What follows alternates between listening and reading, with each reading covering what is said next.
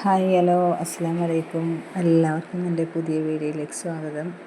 ഞാൻ ഇന്നിവിടെ ചെയ്യുന്നത് ബീഫ് ഹലീം എന്ന് പറഞ്ഞൊരു റെസിപ്പിയാണ്. അതിന് അടിപൊളി ടേസ്റ്റാണ് കേട്ടോ, സൂപ്പറാണ്. എല്ലാവരും ഒന്ന് ട്രൈ ചെയ്ത് നോക്കണേ.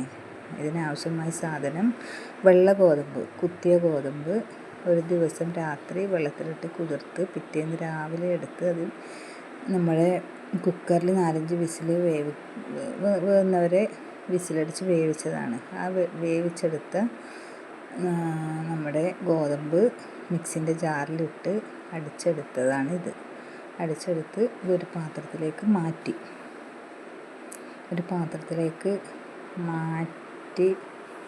വെച്ച 1 കിലോ ഗോതമ്പും 1 കിലോ ബീഫുമാണ് ഞാൻ എടുത്തത്. 1 കിലോ ഗോതമ്പ് ഫുള്ളായിട്ട് വേവിച്ചു.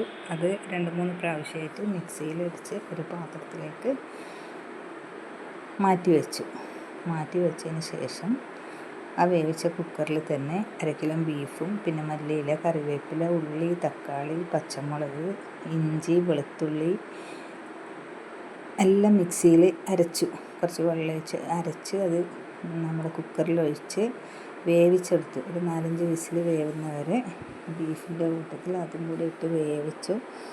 അത് മസാലയാക്കി. ആ മസാലയും മിക്സിൻ്റെ ജാറിലിട്ട് ഒന്ന് ക്രഷ് ചെയ്തെടുക്കണമായിരുന്നത്. അത് എല്ലില്ലാത്ത ബീഫാണ് എടുക്കേണ്ടത്. നമുക്ക് എല്ലോട് കൂടി ബീഫ് ഈ റെസിപ്പിക്ക് പറ്റില്ല. ആ ബീഫിൻ്റെ മസാലയും നമ്മുടെ മിക്സിൻ്റെ ജാറിലിട്ട് ഒന്ന് ക്രഷ് ചെയ്തെടുത്തതിന് ശേഷം അതും കൂടി നമ്മുടെ ഗോതമ്പ് വേവിച്ചെടുത്ത മിക്സിയിലടിച്ച ഗോതമ്പിൻ്റെ കൂട്ടത്തിലേക്ക് ആ ബീഫിൻ്റെ കൂട്ടും കൂടി ഇട്ട് നല്ലപോലെ മിക്സ്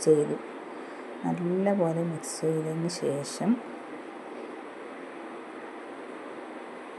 ഈ അരച്ചെടുത്ത കൂട്ടും കൂടി നല്ലപോലെ മിക്സ് ചെയ്യണം.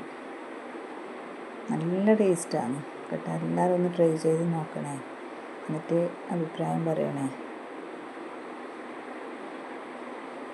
അതിന് ശേഷം നമ്മൾ ഒരു ടേബിൾ സ്പൂൺ നെയ്യും കുറച്ച് കുരുമുളകും ക്രഷ് ചെയ്തതും പിന്നെ മറ്റേതിലാണ് ഉപ്പിട്ട് വേവിച്ചതാണ്. അപ്പോൾ ഉപ്പിൻ്റെ കുറച്ച് കുറവുള്ളതുകൊണ്ട് കുറച്ച് ഉപ്പും കൂടി ഇട്ട് നല്ലപോലെ മിക്സ് ചെയ്ത് ഈ തവി വെച്ച് തന്നെ നല്ലപോലെ ഇളക്കി ഗോതമ്പും ബീഫിൻ്റെ മസാലയും നല്ലപോലെ മിക്സ് ചെയ്തെടുത്തു. നല്ല ടേസ്റ്റാണ് കേട്ടോ. അതിന് ശേഷം മല്ലിയിലയും പുതിനയില അത്യാവശ്യമാണ്. മല്ലിയില ഉണ്ടെങ്കിൽ ഇട്ടാൽ മതി. ഇട്ട് ഗാർണിഷ് ചെയ്തു. അടിപൊളിയാണ്.